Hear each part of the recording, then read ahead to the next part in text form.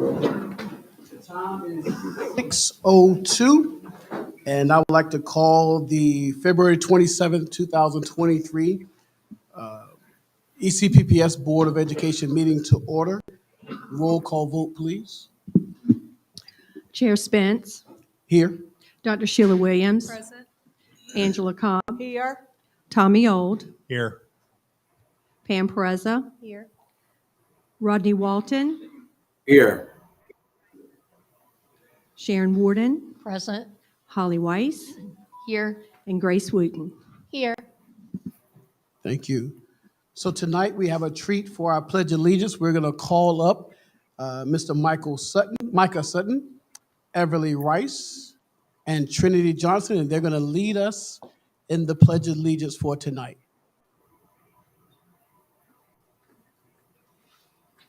We all stand, please.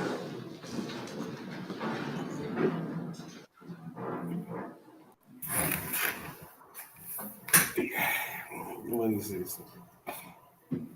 I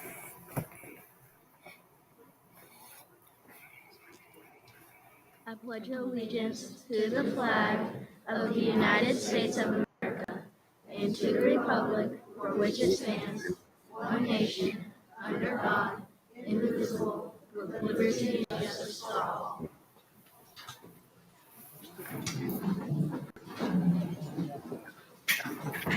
Now we'll just pause for a moment of silence, please.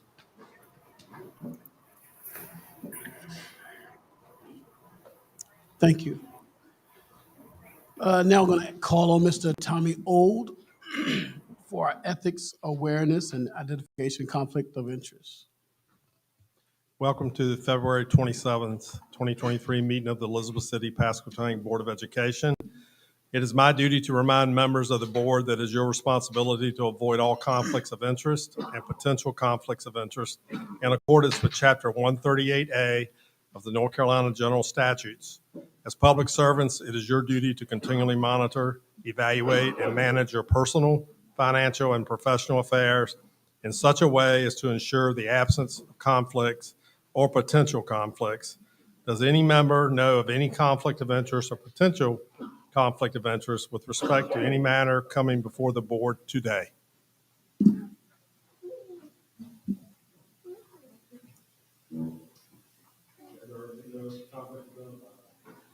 Thank you so much. I call now for a motion to approve the agenda. I make a motion to approve the agenda for February 22nd, 2023 as presented. I'll second. All right, we had a motion by Ms. Angela Cobb and a second by Ms. Sharon Warden to approve the agenda. May we have a roll call vote, please? Dr. Sheila Williams, Yes. Angela Cobb, Yes. Tommy Old, Yes. Pam Pereza, Yes. Rodney Walton, Yes. and Sharon Warden. Yes. Thank you so much. Now we're going to call on for our recognition. So we're going to ask maybe Dr. Parker to lead us into recognitions, please. Thank you, Mr. Chairman. Want to thank everybody for coming out tonight. Want to thank Mr. Schiffbauer and the Weeksville Elementary staff for hosting us the meeting tonight. And we're going to begin by asking Dr. Ron Boykins to come forward with a recognition from J.C. Sawyer. And then as soon as that is completed, we'll go into some recognitions for our Weeksville staff and family. So bring Dr. Boykins forward at this time.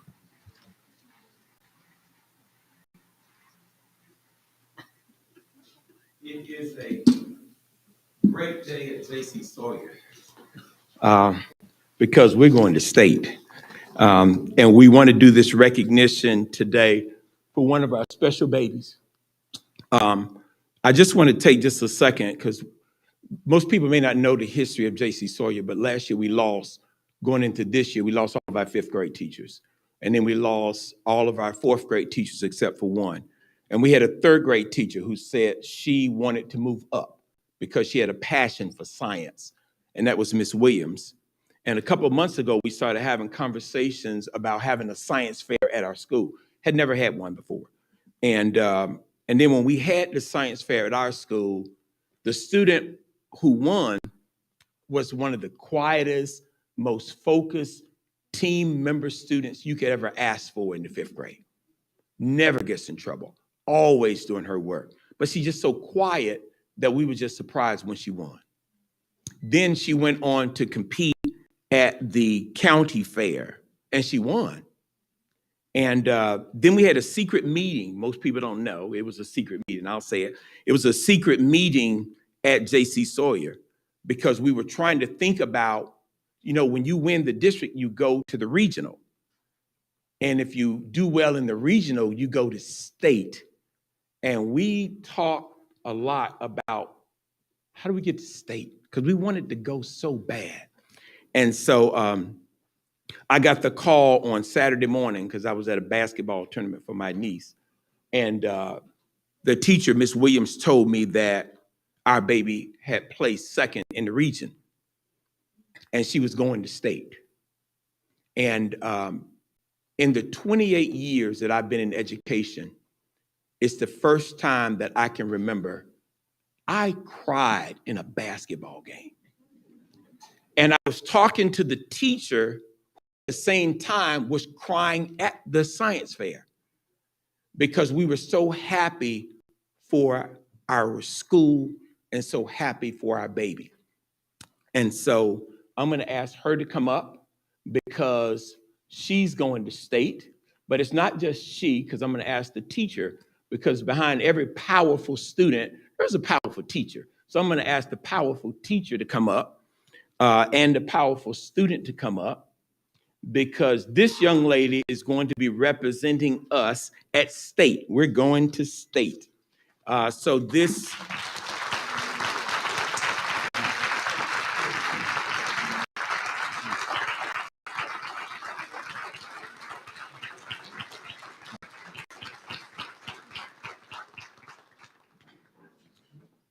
this Student of Excellence Award is presented to Catherine Wood, 2023 Northeast Regional Science Engineer Fair, second place, signed by the superintendent and Mr. S- But most important, we're going to state.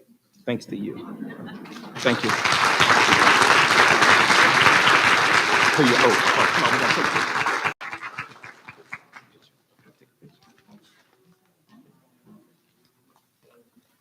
And her certificate.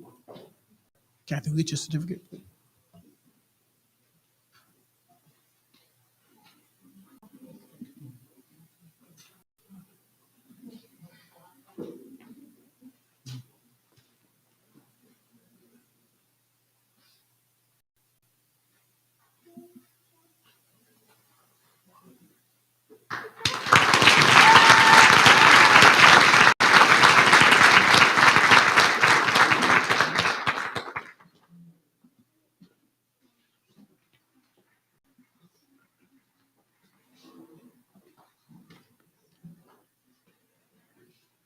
Good evening. Welcome to Weeksville Elementary School, and I want to thank everyone for being here with us this evening. I have some amazing staff and awesome students that I would like to recognize this evening. So when I call your name, please come up and receive your certificate and you can get your picture up there with the superintendent and the school board.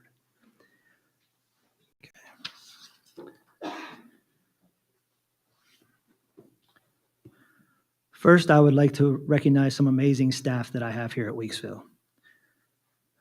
Employee Exceeding Excellence, Paula Keith, one of my second grade teachers, has been teaching for 38 years in this building alone.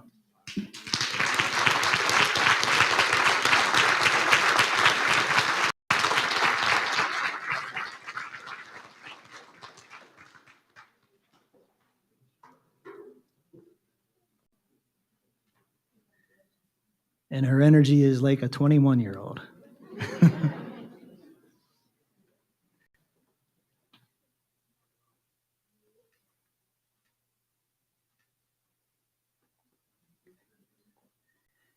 Next, I would like to recognize Melanie Carter, third grade teacher, Teacher Excellence.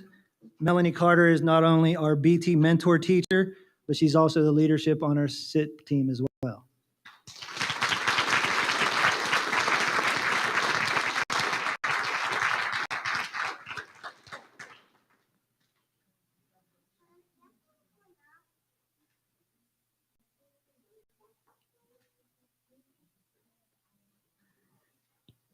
Next, I would like to recognize Brianna Parker, third grade teacher, for teacher excellence.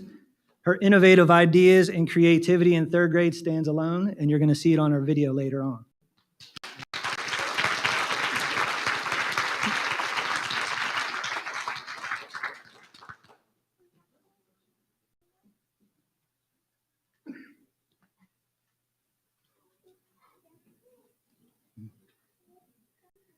Next, I would like to recognize Miss Joy Harrell, our fourth and fifth grade ELA teacher for teacher excellence, and her dedication to Weeksville to come out of retirement to come back and teach for us again this year.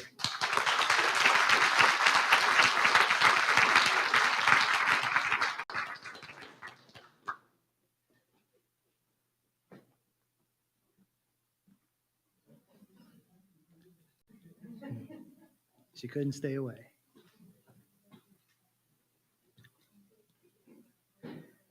Next, I would like to recognize Miss Florence Carver, my fourth and fifth grade math teacher for teacher excellence and her dedication to Weeksville and to come also out of retirement of over 40 plus years.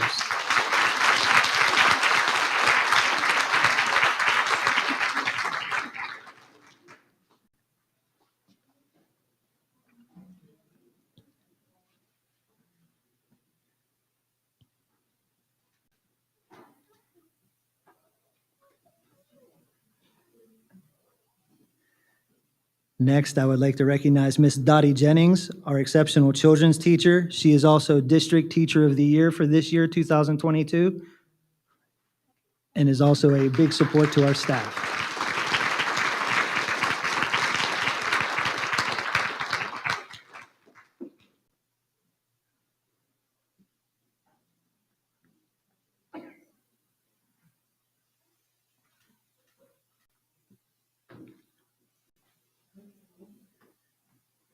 Next, I would like to recognize Miss Triniqua Felton, our music teacher for teacher excellence. She is the district chorus leader. She is also Weeksville's chorus leader, and she's also our ukulele club person.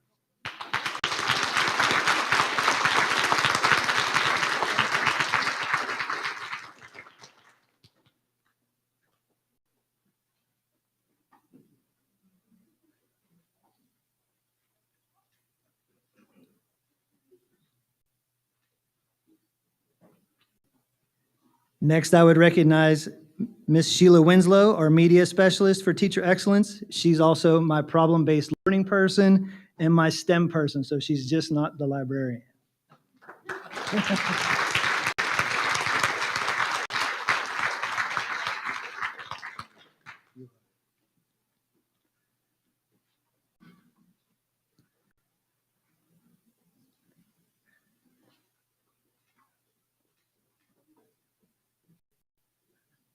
I would like to recognize Miss Bernadine Wood, my instructional coach, who is also my fifth grade science teacher, my data person, my PLC person, and pretty much my right-hand person.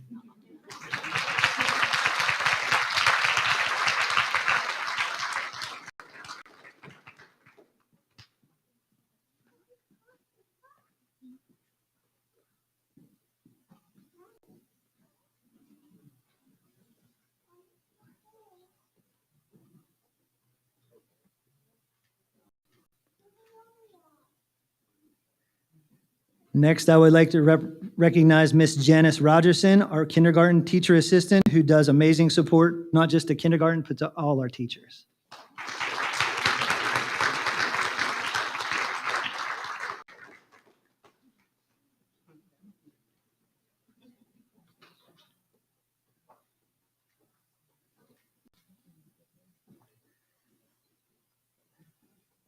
And then last, I would like to recognize Mr. Martin Terrell, our head custodian.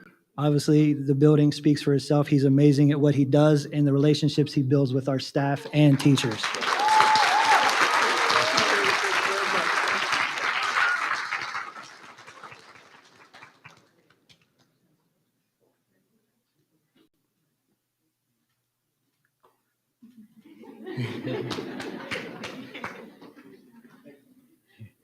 Now I'd like to recognize some fantastic students.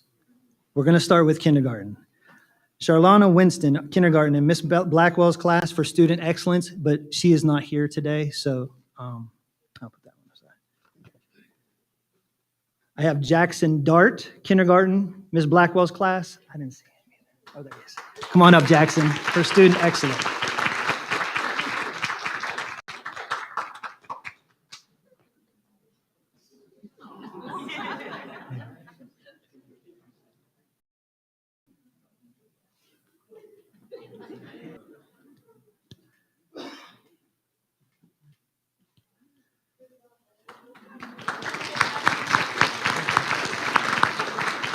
Next, I would like to recognize Eddie Poole, first grade, Miss Hare's class, student excellence and mathematician.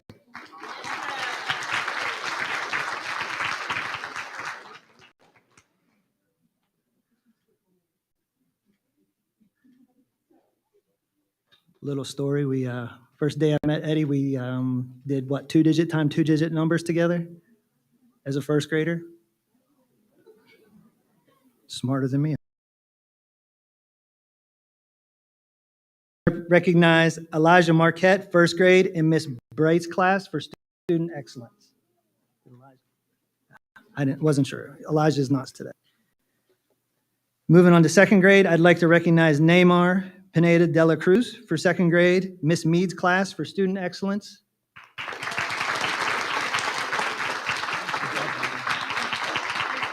You're welcome.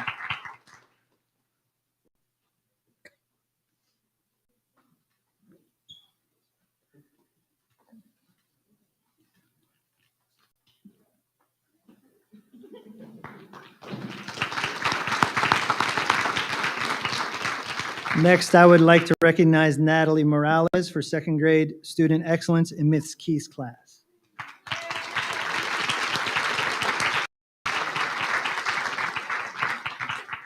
Natalie and Neymar made the highest growth on iReady for the year so far for second grade.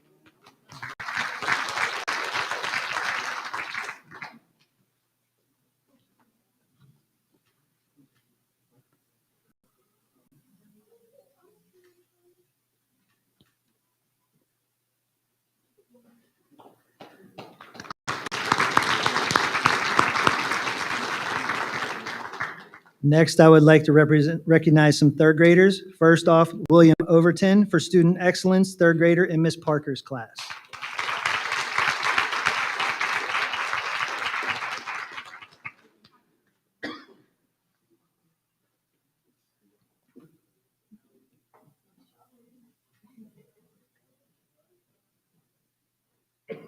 William made the largest growth in iReady as well.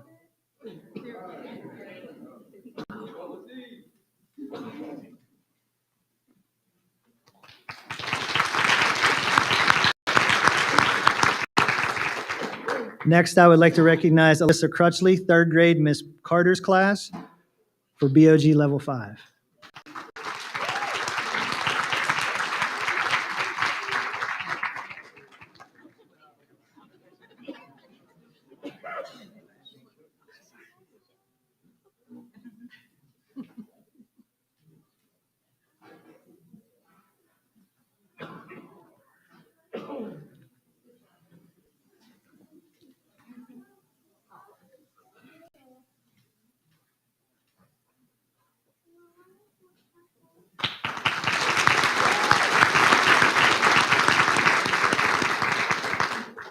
Next, I would like to recognize some fourth graders. First off, Maya Taylor, student excellence in Miss Brady's class.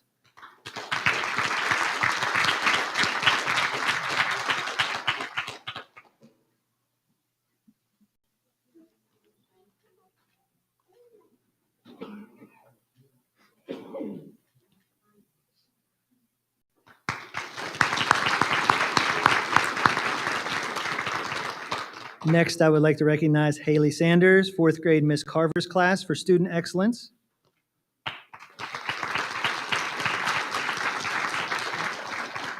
Haley's not with us. Next, I'd like to recognize Sophia Corden, fourth grade Miss Brady's class for student excellence.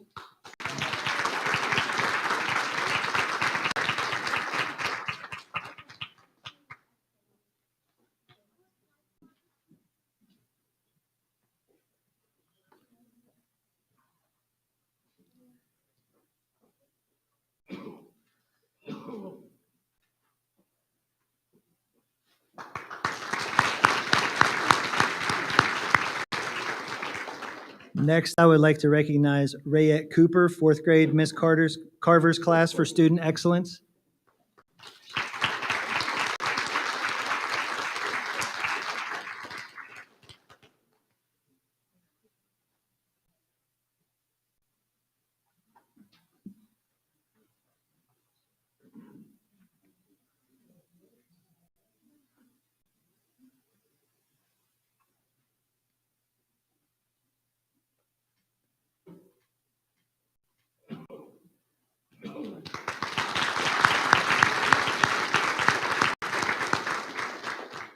Next, I would like to recognize fifth grade Jordan Joseph for Miss Harrell's class for student excellence.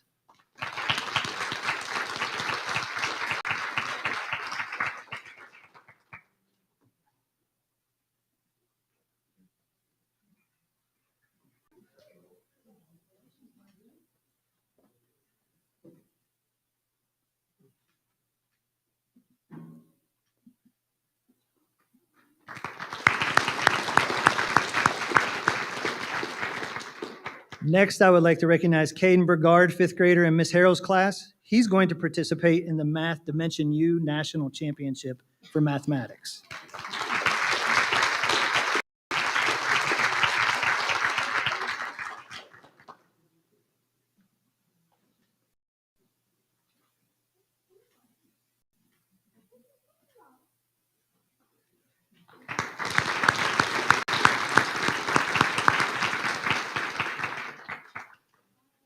I would also like to recognize Cheyenne Russell, fifth grader, Miss Harrell's class, for Weeksville's Science Fair participation.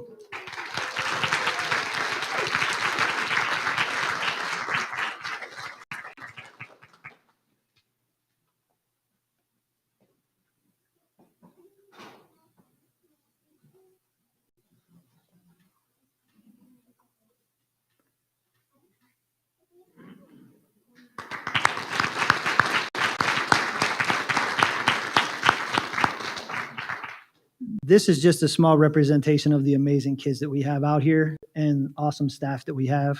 I could say something about every single one of them and just love being out here. And this is just amazing community. So I want to say thank you. The video we're about to show now is going to show you all the awesome stuff that these kids are doing and these teachers are doing out here. So when you're ready, I guess, video. Thank you.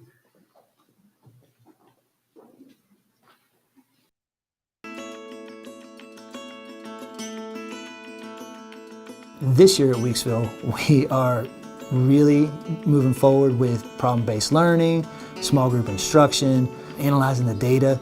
Our teachers are doing a fantastic job with meeting the kids exactly where they need to be met and growing them. Our motto is, everything you do every day matters. Every day you come to school, you're going to learn something new. You're going to be very passionate in your learning. Our teachers are very driven on their instruction and they want to work with the kids to where they are exceeding and excelling. We're doing project-based learning. We're doing small group instruction. Most every day we do small group instruction, and I think that's really important because students are able to get that one-on-one time with us. We do groups of at least 4 to 5 kids per group, and they're able to really hone in on the skills that they need to really work on. And I have an assistant in the room with me as well, so she's able to also work with me in getting the skills that these kids need. We do writing, we do spelling, reading. In my group, I do whole group reading. So I let them do independent reading, and then we read as a whole group, and then I read to them as well.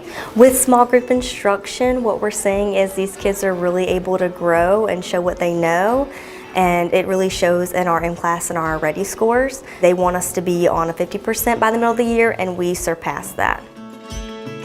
Today we're doing small group instruction. It helps when there's only 5 of us learning from the teacher. How much do you like your teacher? A lot. I'm Melissa and I love my class because I have the best teacher. I learned division, multiplication, and some things about science. We're doing small groups, and in the small groups we're doing multiplication games. Another one, we are doing a pet store project.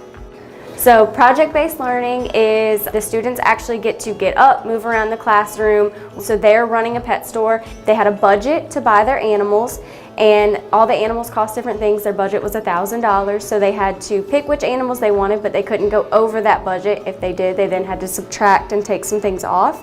And then they had to measure the animals to figure out how to put them in the store, and then they're actually using area to lay it out. You know, small group instruction, project-based learning, you kind of meet the students exactly where they're at. You're not just tossing worksheets and stuff at them, you're meeting them where they are, what they need, you're closing that gap. We work with our instructional coach, Miss Wood, on pretty much a daily basis. We even sometimes stay after school when we work with her, and she kind of is able to help us kind of dig into the data and see what these kids need. You can dig into iReady and M-Class and really see what their individualized needs are, and we're able to really bring that into our small groups. So our instructional coach really helps us, and digging into that data really helps us with our whole group and small group instruction. The reason I love ECPP is because of my school, my grades, and my field trips. It's my favorite school in this district, and there are a lot of good things about Weeksville. Here at Weeksville, we're also a responsive classroom school where our teachers develop meaningful relationships with our children.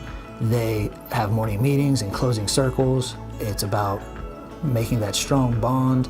And we're also doing a mindfulness program where we are really going with our social emotional skills and focusing on needs of the staff. Myself, teachers here at Weeksville Elementary, we're passionate about each one of our students. We take them under our wing and we take them as our own, and we feel that they are, you know, a family-oriented community out here. It's a school that is very well supported, and we want to thank everybody for all the stuff that they do for Weeksville.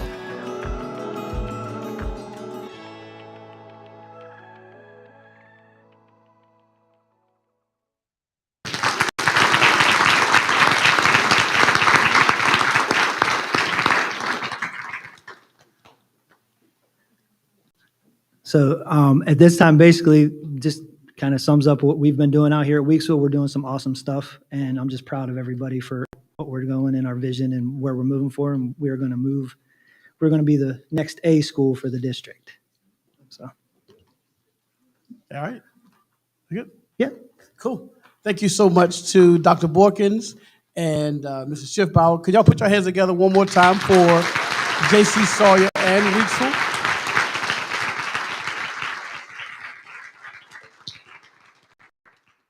All right, and the next item on our agenda is the superintendent's report.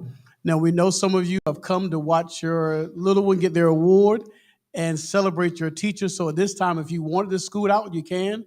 However, I would encourage you to hang out because Dr. Parker has some major updates or highlights that he's going to share on report cards and the calendar. But if you choose to leave, now is the time.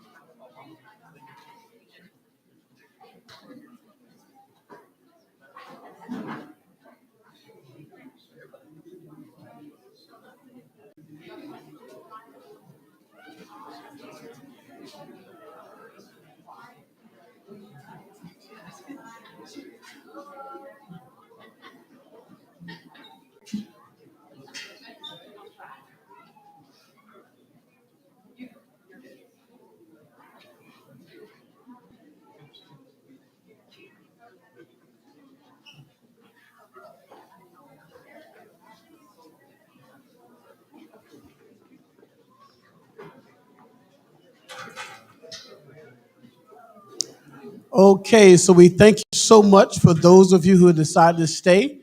And now I call on Dr. Parker to share his superintendent's report. Thank you, Mr. Chairman.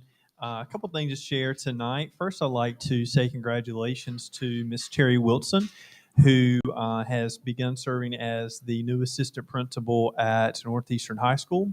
And I also want to welcome and say congratulations to Ms. Teresa Blanchard, who the board approved last week to begin as the new assistant principal at Pasquotank County High School. Ms. Blanchard is joining us from a long career as a school leader and educator in Perquimans County, and where she currently serves as assistant principal at Perquimans High School. But she will begin later this month as Dr. Tripp, one of our current assistant principals, is moving on to a leadership opportunity in another district. So we wish him well, and we welcome Ms. Blanchard. And Ms. Wilson has recently been serving as our district STEM coordinator, and she is going to Northeastern as an assistant principal. So I'm very excited about those two administrative positions and want to welcome them to the district. Next, I'd like to say congratulations to our very own student board member, Ms. Holly Weiss. Holly is a DECA club member at Pasquotank County High School and serves as a member of the state DECA organization, and she was recently recognized at the state conference for being on the screening and nominating committee. And then she also was recognized in the top role play score in the event where they judge hotel and lodging management. And so Holly was recognized on the state level for her work. So we're very proud of you, Holly, and I just want to say congratulations.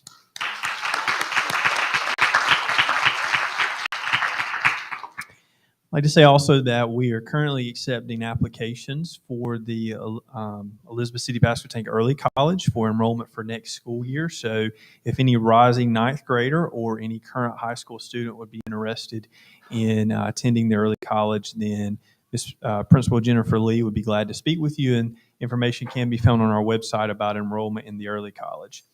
I had the opportunity last Thursday to attend the Black History program at P.W. Moore Elementary School, and I just want to say how impressed I was with the school for organizing that. All of our schools are engaged in activities and programs and instructional activities that highlight Black History Month this month in February, and many of our schools have programs and activities. But I want to say to Ms. Todd and Principal Ambrose and all the students that participated in the P.W. Moore program that I was just so impressed with the work that went on there, and I want to say good job to everybody. We're going to, on March 18th, host a district job fair, and so Ms. James Davis and her team have been working to prepare this job fair and to organize it, and that's going to be on March 18th from 9 to 12 at Central Elementary School. And so if anybody's interested in becoming a part of the ECPPS family, then we would invite anybody to come out and to learn about the amazing opportunities that we have in our district. I'm very excited about some partnerships that we're developing with some community members and some business leaders to provide opportunities for teachers to have teacher housing.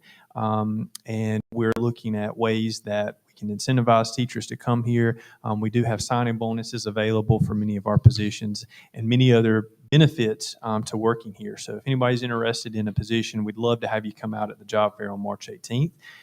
Last week was Love the Bus Week, and so we celebrated several of our bus drivers, and I would say that I feel very proud, and every time I'm driving around our community in the morning and afternoon and I see our yellow buses, I just am so thankful for our bus drivers, and we'll oftentimes just wave, and bus drivers will wave back at us as we're driving and see them. But many of our bus drivers drive upwards of 3 and 4 and 5 routes a day. Many of them start their day at 5:30 in the morning, drive 2 and 3 routes, and don't finish that until about 9 o'clock, and then come back and drive oftentimes from 2:30 to about 5:30 at night.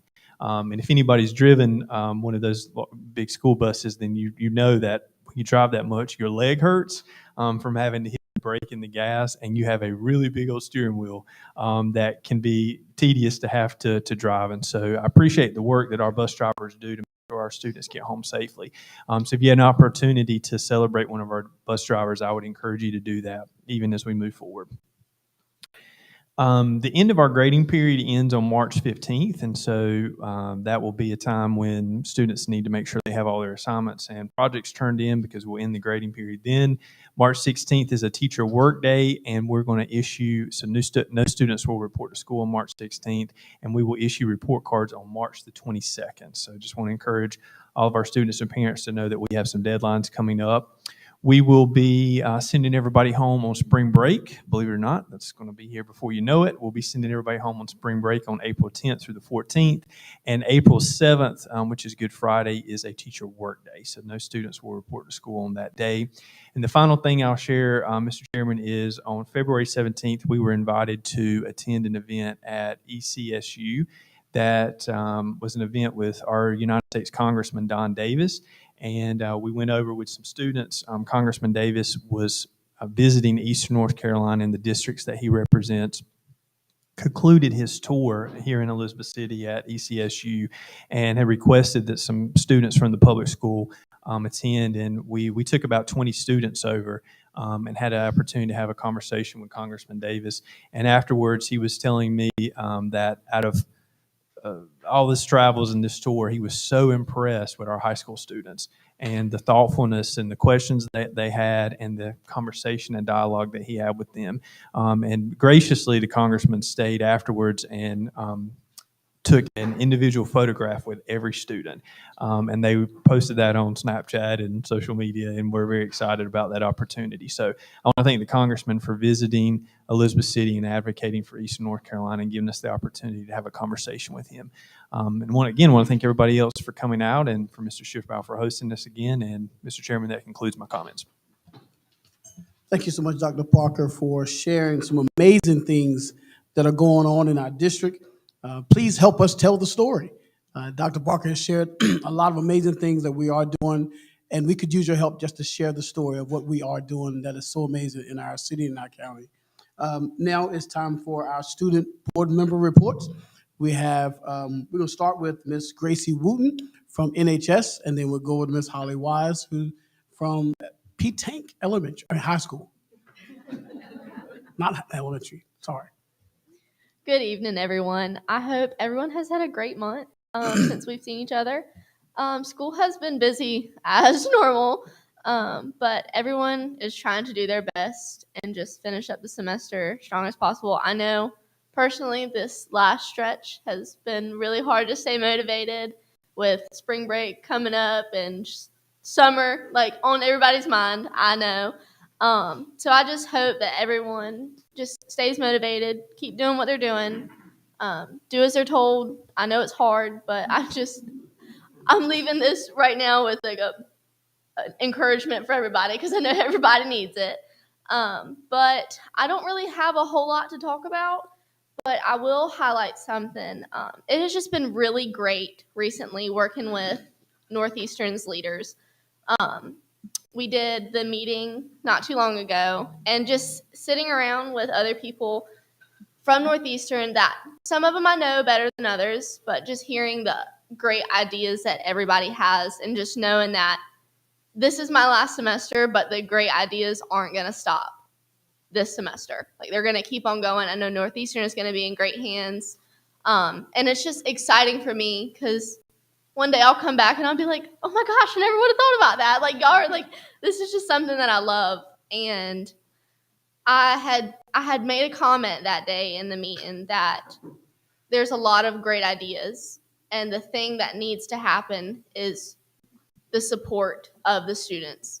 We have these ideas and we need admin and people behind us who can really get things moving and just stick behind us and be like, if this is what you want to do, and this is going to benefit the student body of Northeastern, Pasco-Tank, any of the surrounding schools, and this is what we need.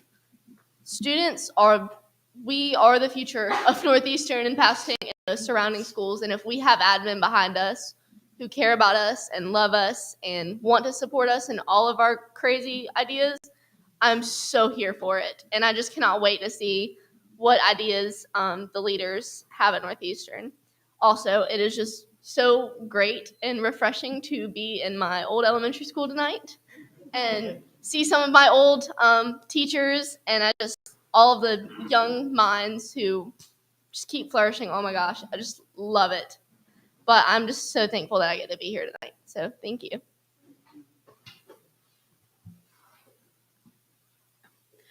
Good evening, everyone. First, I would like to congratulate all the students and staff that were recognized here tonight. And as Gracie was saying, we are in a really busy part of the school year. So today I'm just going to talk a little bit about past events and some upcoming and current events at P-Tank. So first, I would like to highlight our DECA chapter. 19 students attended the 79th NC DECA CDC, which is our state competition in Greensboro, North Carolina. There were over 3,700 students registered this year, which was record-breaking. Chapters were housed in 7 different overflow hotels. Our students represented PCHS well. 18 out of 19 students made proficiency and received DECA lapel pins for their blazers. Jayla McCoy received a medallion for a top comprehensive exam score in the Marketing Communication Series event. Blake Greco received a medallion for placing top 10. He got 7th in the Automotive Series marketing event and qualified to attend the international competition in Orlando, Florida. And then also, Marion Armstrong received a medallion and DECA glass, which is pretty much just the name for a trophy for DECA competition, for placing top 5, and he got 4th in the state and qualified to compete in the international competition in Orlando, Florida. This will take place later in the year. We wish them well. And I just want to take this opportunity to congratulate all PCHS DECA members and their accomplishments. Also, this past Friday, our Air Force JROTC, the Raiders, they had a competition at Camden on Friday, and our team strived for excellence and gave it their best. The next thing are a few positive things that a few staff members shared with me today, so I just wanted to pass them along. So recently, the CTE department has started a certification wall highlighting the certificates available in CTE and students that have received them. And then we're also gearing up for the ACT and the Work Keys test on March 14th. Spring sports are actively starting up, so this includes women's soccer, baseball, softball, and outdoor track. Some other great news is that there are currently 70 students eligible to complete a membership packet for our National Honor Society. And this is not including the 24 active members already. And lastly, the high school art students will have their work highlighted at the Arts of the Albemarle the whole month of March, and there will be a reception held this Friday, March 3rd, in conjunction with the First Friday Art Walk. This will also include students' art walk from all over the district. So for everyone listening and everyone here, just try and make it out there because I'm sure there's going to be great artwork up. So, and then I'm going to talk about a few upcoming events. In regards of band, this Friday, the jazz combo from the United States Coast Guard Band will be rehearsing with our Panther Jazz Collective at PCHS. The PCHS band is excited to rehearse with some of the best jazz musicians in the country. Very exciting. And then Saturday, Emily Stokely and Antonio Garcia, they were previously recognized for their role in All District Band. They will audition for the 2023 NC All-State Honors Band. That'll be this Saturday. So we once again wish them luck. Upcoming, we also have our 8th grade parent meeting. That is Thursday, March 9th from 6 to 7 p.m. in our gym. That is very important for upcoming 9th graders. And then we also have a course fair on March 15th from 5:30 p.m. to 7 p.m. to talk more about AVID, clubs, STEM classes, core classes, sports, CTE, electives, and lastly, honors and AP classes for upcoming 9th through 12th grade students. And this is all I have for today. Thank you guys. If you need any dates repeated or have any questions, please let me know. Yes. Thank you so much, ladies, for first representing your respective schools and for keeping us updated on what's happening that we don't see. And we appreciate you so much. Now I ask for an approval of the minutes from January 23rd and February the 21st. So I ask for a motion to approve the minutes. Anybody? I'll make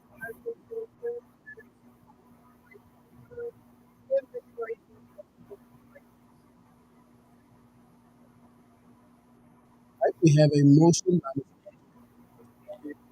second by Ms. Sheila to accept the minutes approve the minutes of January 23rd, 2023, and February 21st, 2023. Roll call. Dr. Sheila Williams.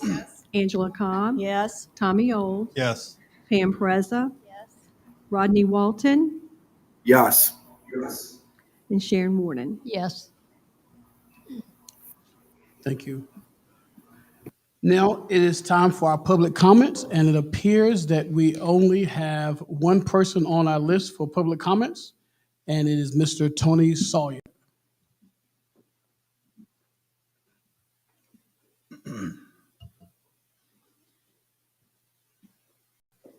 Bear with me, I'm crippled. I come here tonight, I was basically gonna feed off of something that happened a couple weeks ago. I was gonna wait till the boy's parent got through speaking so I could feed off of that, but she backed out at the last minute. I think she got scared. Like the first time I approached y'all, I almost fell out the first time. Come a long way since then. But to sum it up, this parent has a child that's been bullied all year, ever since August. It's been reported to the school, it's been reported to the administration. Nothing has happened yet. I've been driving a cab for 17 years, and especially the last 3 weeks, I've reached out to teachers that I drive to school every day and parents and grandparents. This isn't an incident. There's a lot of bullying going on in this school district. And there's really not a whole lot being done about it. And this is something we can't turn our heads against, you know? I think some of you may think, hey, it can't happen in our backyard. Nothing bad's gonna happen. I think we learned that lesson when the Andrew Brown situation occurred. It can happen in your backyard, and it will if you don't pay attention to it.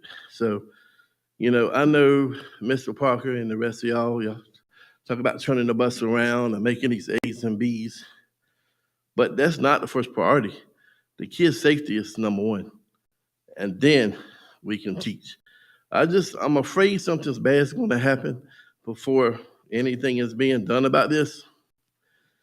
And I had a dream last night, and it scared me to death. I had a dream that a black boy from P.W. Moore was shot and killed at school, and it woke me up.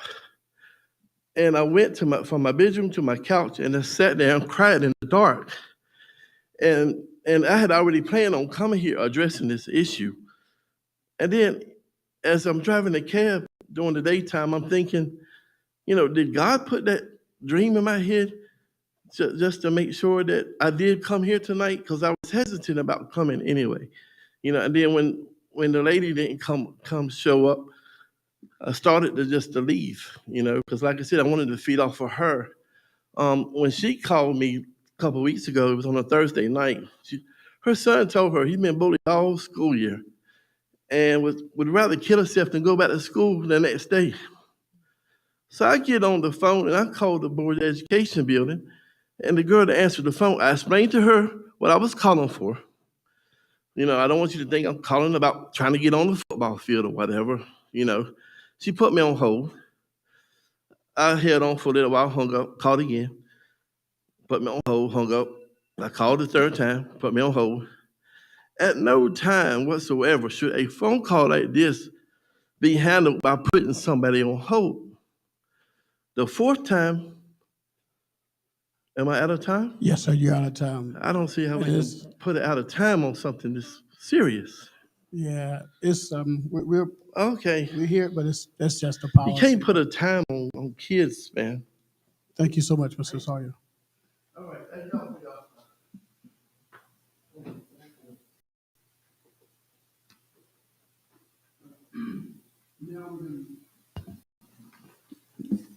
Now we go forward to the consent agenda, and I ask for a motion to approve budget amendments 105 and 305. Motion to approve those, please. I'd like to move to approve the consent agenda for February 27th, 2023. I'll second. All All right, so the motion has been made by Ms. Sharon Warden, second by Ms. Angela Cobb, to approve the consent agenda for February 27, 2023. Have a roll call vote, please. Dr. Sheila Williams. Yes. Angela Cobb. Yes. Tommy Old. Pam Preza. Yes. Rodney Walton. And Sharon Warden. Yes. Thank you so much. Motion carried. I'd like to call on now Ms. Sharon Warden, Chair of the Finance, Business, and Technology Committee. Ms. Haynes, I'm going to call on her. She's made her way up to the podium to present an action item for us tonight on fundraisers. Chair Spence, Vice Chair Williams, Committee Chair Warden, and board members, good evening. Tonight, Finance has one item on the agenda, FBT 01, and it's a list of fundraisers that we would like to have approved this evening. Are there any questions on the fundraisers presented? Okay, we received this list via email, so I assume everybody has taken a look at it. If there are no questions, then I'd like to move to approve the FBT 01 fundraisers as presented. I need a second. Second.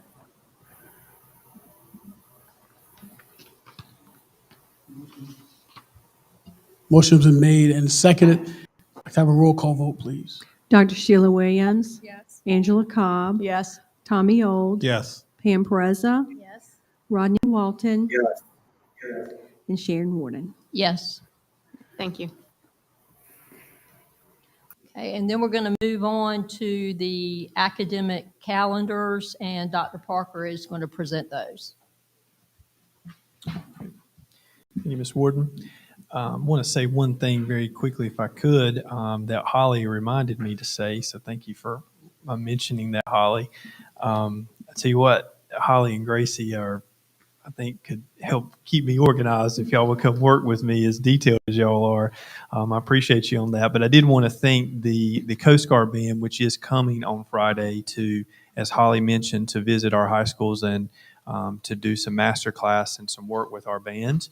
And if anybody has not already done so, I'd encourage you to sign up for the Coast Guard Marathon, which is taking place this week. And I'm not by any means at the point of doing the marathon or the half marathon, but I'm going to hope and pray I can get through the 5K.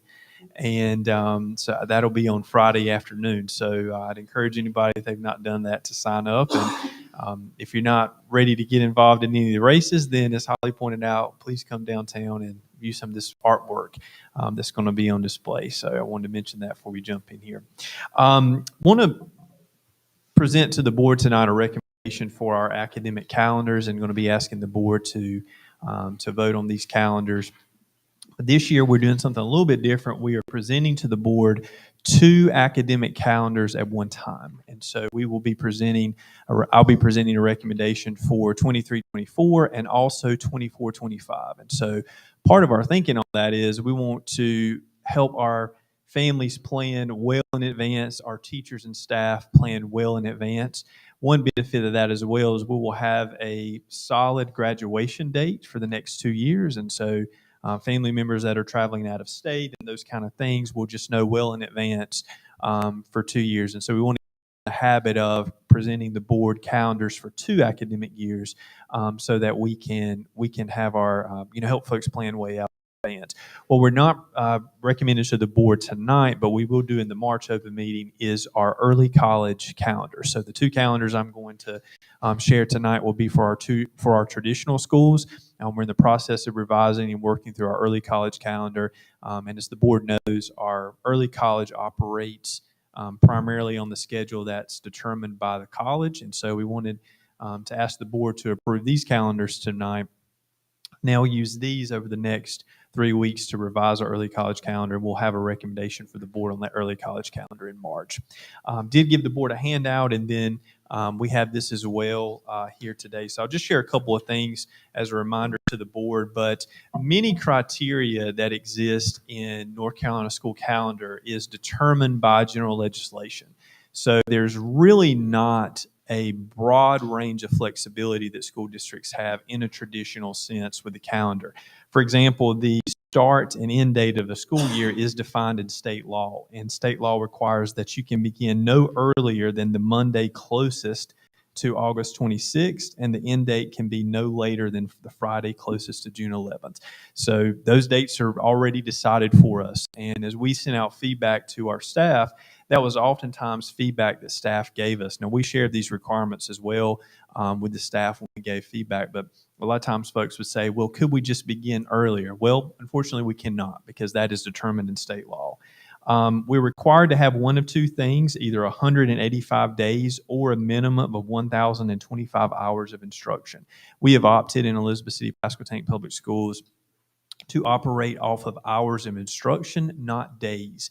And so we have two calendars that meet those 1,025 hour requirements and in fact go beyond that requirement.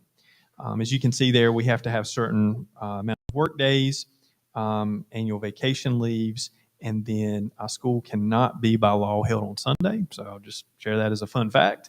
So we can't do that. And then Veterans Day must be a holiday for public school personnel, and that, of course, is the case in our calendar. So I wanted to just share those, as that's really where we began this process, was starting here with those requirements. I'll share with the board on the next slide here just a part of our process. I do want to thank our district team, our principals and assistant principals, directors, for the help that they have given us in this process. I want to thank our district calendar committee, which several of our leaders have served on here tonight. I want to thank primarily Ms. Tanya Proctor, who has taken a lead and really helped us navigate through this work. And as many of you know, Tanya is extremely knowledgeable on the school calendar requirements, on working through the spreadsheets and calculating time. And I just want to say thank you, Tanya, for your work. I know here in the last 2 weeks, as we were going through the feedback and finalizing the calendar, I know there were probably a couple of times where Tanya would see me walk down the hall and she had to be thinking, Lord, here he comes again. But we kept working through it, and Tanya is very detailed and very thorough. So I'm so impressed, Tanya, with your knowledge of calendar law, and as we go through this process. I also want to thank the committee that was here. But we started before Christmas really just taking the legal requirements from General Statute 115C that I just mentioned and throwing out 2 draft calendars. So we took the previous calendars that we've had and really talked through what are some things that our parents and our staff really care about, or things they want to see reflected in the calendar. And then we had conversations about, based on the restrictions we have in law, how can we maximize a calendar that would lead to increased student achievement? And so that was our driving force in the calendar that we're presenting to the board tonight. But we started with just an initial draft based on those things from the district team. Then we went to our principals and our assistant principals and said, here's a starting draft. Please give us feedback. All of that group gave us feedback. We then came back to our original drafts. We began to move things. We adjusted at that point some teacher work days that we had decided. Some principals had pointed out some things that we didn't see initially. And we came back and started looking at some things, revised that draft. And then we went to our teacher advisory council with that second revised draft. And Ms. Dottie Jennings is here tonight as the district teacher of the year. And Dottie participated in that meeting where our teacher advisory committee, which is made up of our school teachers of the year, gave us some feedback. And they gave us some really great feedback, particularly about placement of work days. And we had a really good discussion in that group, particularly about things that are helpful to teachers as far as work days and early release days go. And really had a solid conversation about the considerations of where the second semester should or should not end. And that's going to be one thing that I'll talk about here in a minute that's reflected in these calendars. And so a really healthy conversation. We came back, we made more revisions based on that. And then based on that teacher advisory meeting, we then took those drafts and sent them out to all of our staff, and every staff member, bus driver, teacher, anybody that's an employee here in Elizabeth City Pasquotank Public Schools have an opportunity for 2 weeks to review those revised drafts and then to submit feedback in a form. The form is very simple, and it just said, what feedback would you like to give us, and what is your preferred calendar? So we did try to make sure everybody understood that, it's not American Idol, so, we're getting people's pulse, but at the end, we want to use what's best majority for the school and district. But everybody had a chance to weigh in on that calendar. We came back and there was really good feedback that our staff gave us. We had over 200 responses in there. In the results there, and I'll share some of those with you here in a minute. And the calendars that we currently have now that I'm recommending to the board tonight are based on the feedback I just shared with you in that process and what our staff gave us in the survey. And I'm going to point out a couple of things that we modified in those drafts that are directly based on feedback from the survey. So I've found in my experience with calendars that it's impossible to make everybody fully happy on the calendar, but we've had a really thorough process of getting feedback. And so I want our staff to know that we have listened to you in that process. On the next slide, some major considerations for us were those early release days. Where should they be? Where should the teacher work days be? And how do we maximize those two things, a teacher work day and then also an early release day? We had some really healthy conversation around Christmas break and spring break. Those are very important ticket items for a lot of people. And so we had some really healthy conversation about where to place those and making sure that we honored some traditions in the district where people were expecting those things to be. And then finally, we had a very healthy discussion over the past several months over the semester start and end date. And so I'm going to share some of our conclusions with that. I give the board a copy on some bigger paper here, the 2 calendar drafts that we are recommending this evening, and so I'll just share a couple of highlights for those. One, we are recommending 2 years in advance. That'll help our folks be able to plan, I think. We are recommending a calendar tonight on both calendars for 23-24 and 24-25 that provides a 2-week Christmas break. And so I think that'll be a helpful thing. As most people in the room will remember, we did not have a 2-week break in December this year, and ourselves and Perquimans were the only school districts that were still in session in December. And so we looked at the value of putting more work days in December so that our staff could have, and students and families, more time to prepare for the holidays there.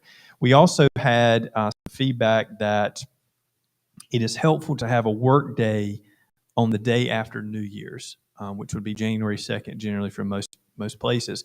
That was not in the original draft that we sent out to all staff, but we had a healthy, really solid amount of feedback of staff saying, we need some planning time when we come back from this 2-week break to make sure we're ready for kids to come back. I think that's a very valid piece of feedback. So our staff will see that on the version we have here for the board tonight. We modified what they last saw, and we have placed a work day right after New Year's. So our staff will get the 2-week break at Christmas, and then they will get a work day on the day after the 1st so that they can plan. And particularly for the 24-25 year, a year out from now, we're going to have a lot of happy people because you'll have the 2 weeks at Christmas, and the way the calendar runs, the 1st, 2nd, and 3rd will be days off. The 1st will be a holiday, and 2nd and 3rd will be work days. So 24-25, that'll be a really, really helpful way, I think, for us to transition back in. So I just want to say that to our staff to say, we heard you loud and clear, and we made some modifications there based on your feedback. We did have a large portion of our staff that requested either an early release day or a work day on Halloween. And we heard you loud and clear. So we've added an early release day on the 31st of October. And I think that is in part because we generally have low attendance rates sometimes on that day anyway. And so that'll also give our staff an opportunity to use some development in the afternoon, but take advantage of that particular day. We built early release days into this calendar. So that's already reflected for the next 2 years. So our parents will know the work days and the early release days for the next 2 years and can plan with daycare and other things accordingly. I'm recommending tonight a calendar that places the beginning of the 2nd semester after Christmas, which is something that is not how our current calendar operates. This year, we ended 2nd semester before Christmas break, and that means that we ended in our high schools, which this really primarily only affects our high school. So that means this year we ended instruction 6 days before we left for Christmas because by state requirements, the last 5 days of the semester in the high school have to be for testing.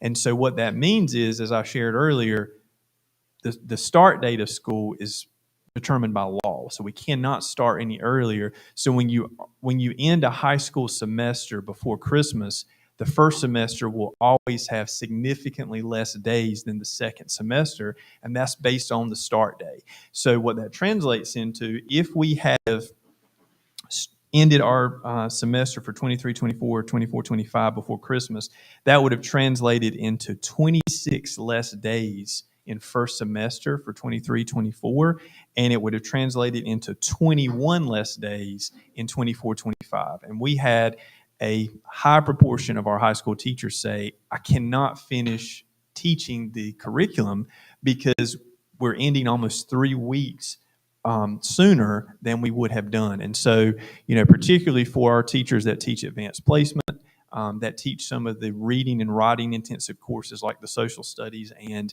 the English, some of the folks in the room have taught in high school or no high school.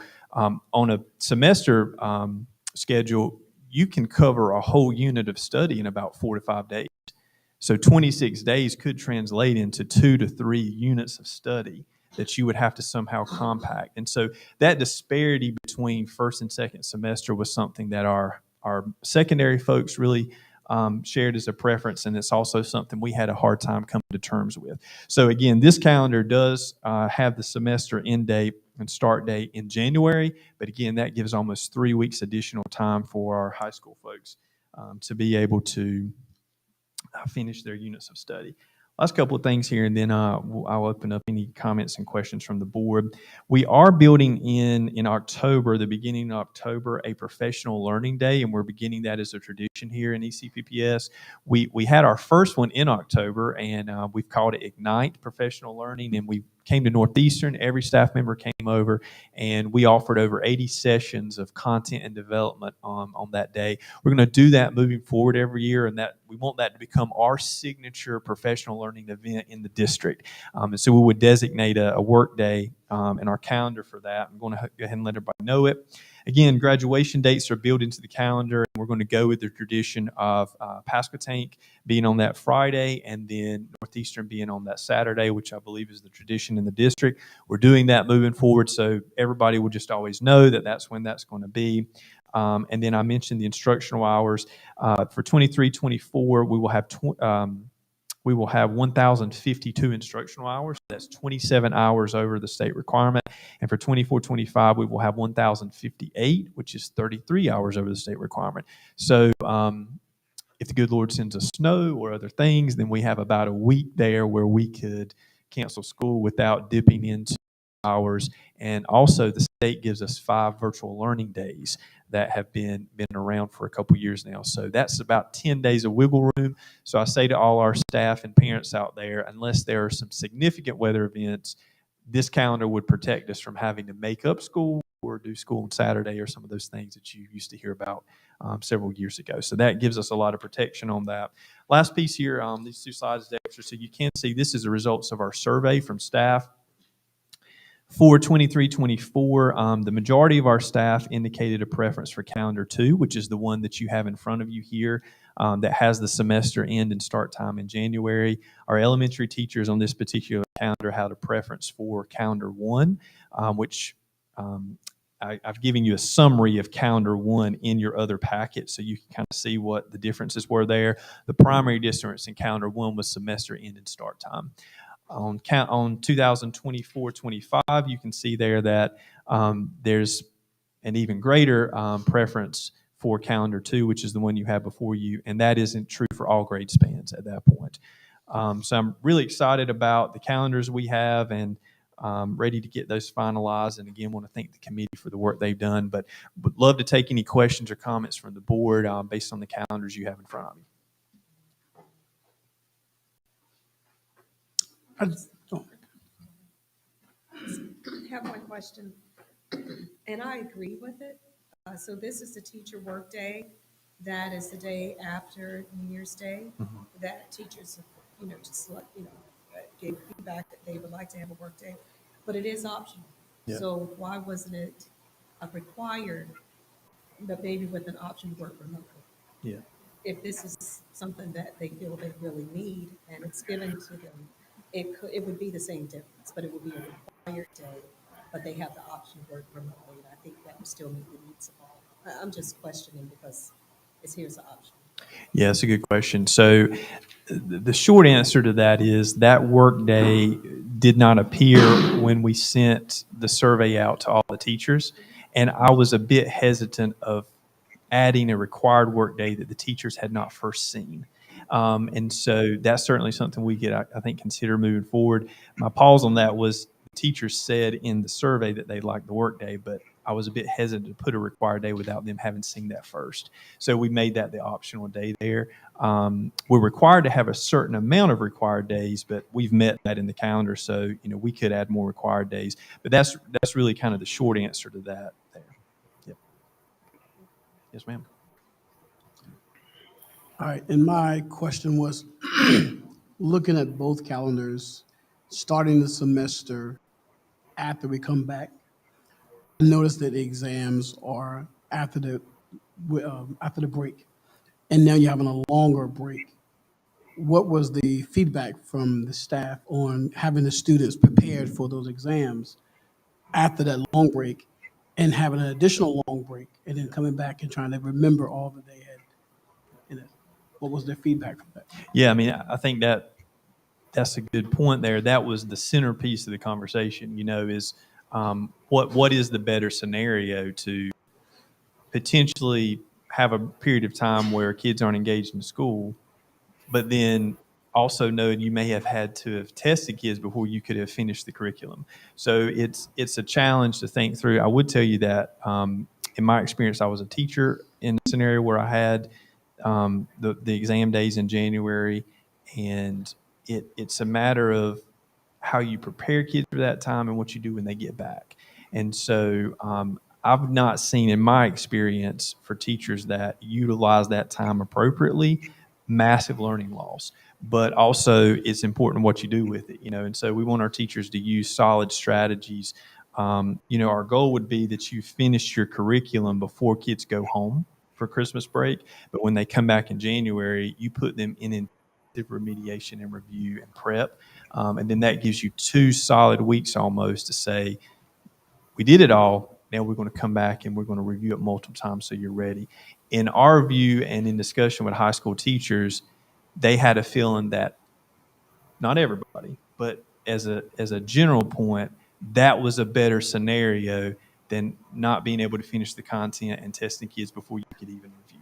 So, but your point is a singular point of what the discussion was, and I think when high school teachers gave us feedback in the teacher advisory committee when they voted, some of their written comments were very heavily in favor of the January because they wanted that additional time to review. So that was part of my question too, or actually a part of my comment, I think. When you look at the calendar in January, before exams start, there are basically 7 days. So I think it would be very helpful if there was a lot of purposeful thought and conversation about how to best utilize those 7 days at the high school level. Maybe looking at the prospects of really using your instructional coach and focusing in on what's the best usage of those 7 days. Because with my high school background, I'll admit the first thing I thought when I saw that was, you're going back after Christmas and you've got a week and then you test. But I think listening to you talk it through, I can see that there's going to be an opportunity to come back and to really focus in on what you need to do to prepare. With that being said, kudos to the calendar people, whoever worked on this, to do 2 years at once, because knowing those dates like graduation 2 years in advance, knowing when the breaks are 2 years in advance is going to be very helpful for a lot of people. So I'm really thankful to see that. Yeah, absolutely. Thank you for those comments. And, I'd add another point there that I thought about while you're talking, Ms. Cobb, is, it's not ideal to have that break. I mean, we all recognize that. I think the consensus was generally you're better off to know that you cover the content, and at least there's a little something there to bring back versus having to test kids when you had a hard time even finishing the content. So I think that was the general idea, over it. But your point is accurate. Of those 7 days have to be purposeful, and if they're not, then they're just 7 days, So that's a part of the work, is to now know we have that time in January. We want to make sure every moment counts and that we maximize every kid's opportunity to be ready for those tests. The other thing I'll point out is ending it here also gives teachers the time to do that, but then they also have the 2 work days to then prepare for second semester start time. And in a high school, that can be a very beneficial thing for counselors, adjusting student schedules, making sure everybody's ready for second semester. That can create a more smooth transition into second semester versus trying to have everything ready on January 2nd or January 3rd. So that could be a byproduct of the January start time as well.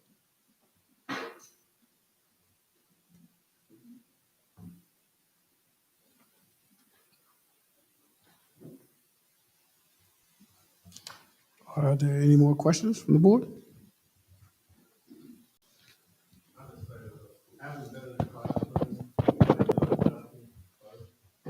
Pluses and minuses to both things. There's a plus for testing before Christmas. And my question is, I was only on the CTE side, but we use pacing guides. And that's how we got through with the instruction of how many days that you had. And I just, my only thing is, I don't know that the extra time after the Christmas break is necessarily gonna, it may not. Without data, I can't positively say that.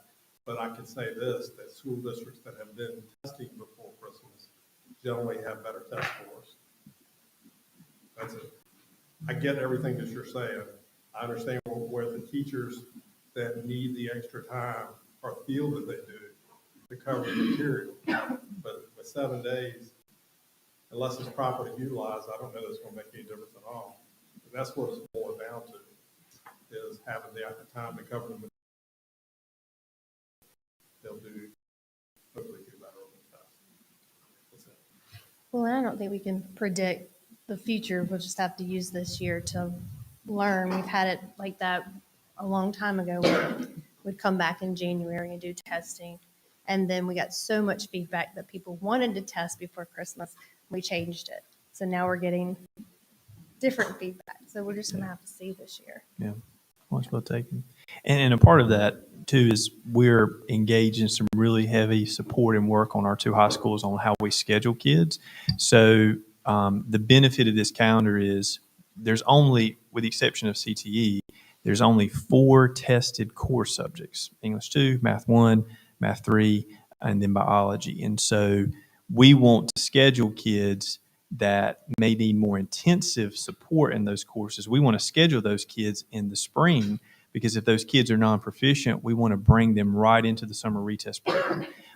Primarily, the kids that we want to schedule for a semester are kids that are in honors level courses that have a better chance of doing well. And so then that gives now teachers an opportunity to extend the curriculum more for those kids, where we reserve kids in those 4 classes to the spring. So if they are non-proficient, we put them right into the summer retest program. So part of what you're suggesting, Mr. Old, I think is contingent on us increasing our scheduling practices, to know that if you are scheduled for a semester because you now have a 2-week Christmas break, we need to be very thoughtful and mindful of what student is scheduled for a semester, knowing that if a kid really does need to avoid that break, we want to put them into second semester so they don't have the break. So some of that is working through some logistics principles on just master scheduling best practices, and I think that'll help out in that regard as well.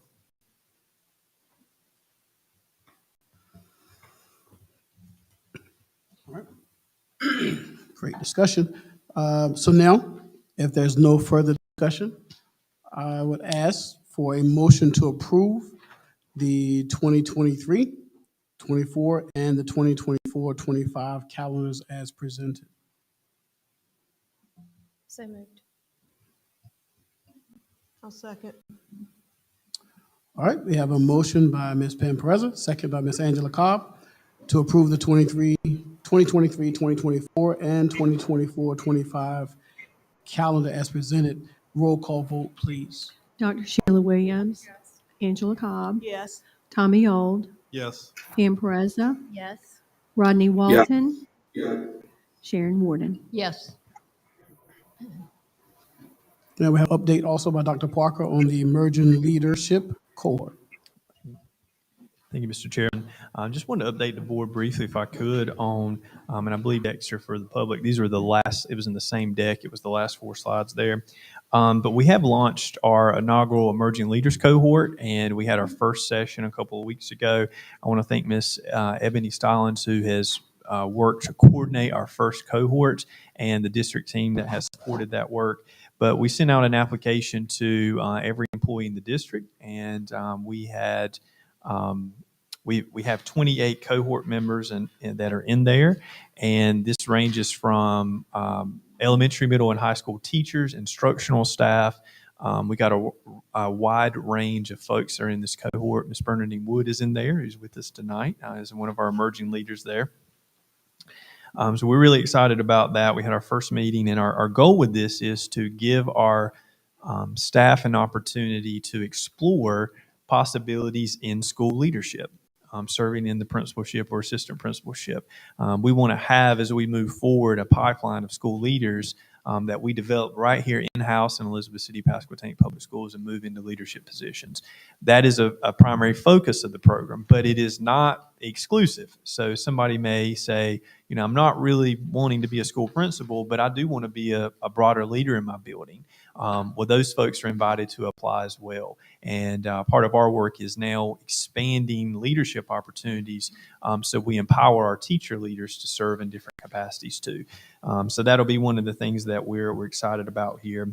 Cohort 1 will operate into the summer of 2024. And so we're going to have some sessions where we take our leaders and develop them. There'll be specialized trainings. There'll be visits to other school districts and schools.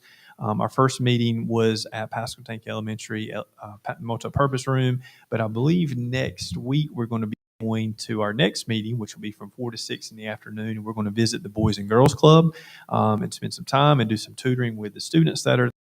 Then we're going to have a session where we're going to have some special guests join us to speak to the group.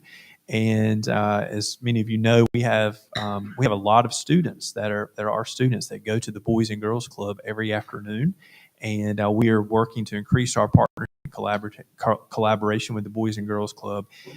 So we're going to give opportunities like that to the cohort, and we're very excited about these opportunities that are coming up. There also, as I say, we're going to receive some intensive and specialized leadership training.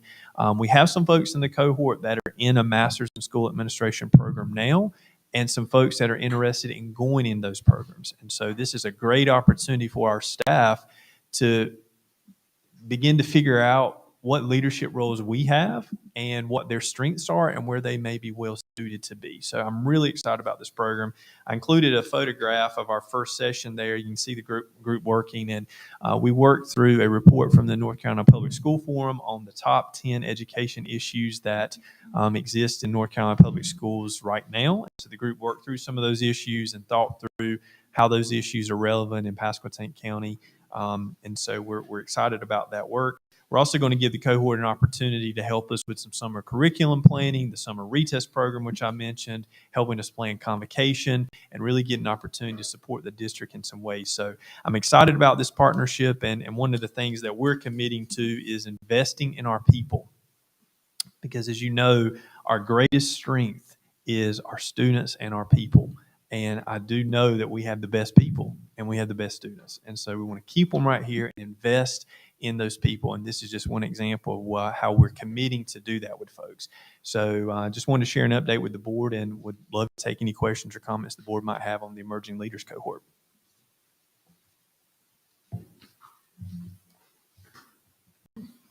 All right, if there's no more questions, thank you so much again, Dr. Parker. Thank you, Mr. Chairman. For the update. Now I'd like to call on Ms. Pam Pereza, the chair of our Student Representative Appointment Committee. She has some information for us. Yeah, so you all received a copy of the policy by email, I think. And it's time to start the process all over again. It's like it just flew by a whole year. So the goal this year is to actually have an online only application process. We got a little confusing last year with paper and online, so we're going to try to go to online. Dexter's going to help us with that. And the timeline in the policy states that the second week of March is when the applications will be made available. So that's coming soon. So that will be pushed out the second week of March. The goal is to have them turned in on April 21st, which is the Friday after spring break. So that gives the students time to get it in, gives them some extra time over spring break, and then they're still waiting on some recommendations from staff for that application, then they have that extra time for spring break. The other update, the committee plans to meet with Holly and Gracie. They were the first student board members ever, and so we want to get some feedback from them just to see, how was it? What do you think we could do better? What did you like? What didn't you like? And how can we improve that? We're also working on how we're going to recognize them at graduation. And that's it. And if there's any questions about the policy. Oh, a question about the policy. When is that meeting, that committee meeting? What date do you have? Did you have it set already or no? No. Okay. No. Any questions from the other board members? Cool. Thank you so much. Y'all have set the bar high, ladies. So for these next group of people, they got their hands full. So thank y'all so much. Now I'd like to call on Miss Angela Cobb, if she could take us into closed session, please. I'd like to make a motion for the board to go into closed session as allowed by NC General Statute 143-31811A6 for the purpose of considering one or more personnel matters that are confidential under NC General Statute 115C-320 and is allowed by NC Statute 143-318.11A3 to consult with the board attorney regarding matters protected by the attorney-client privilege and to preserve that privilege. Board will resume open session following closed session. I'll second that.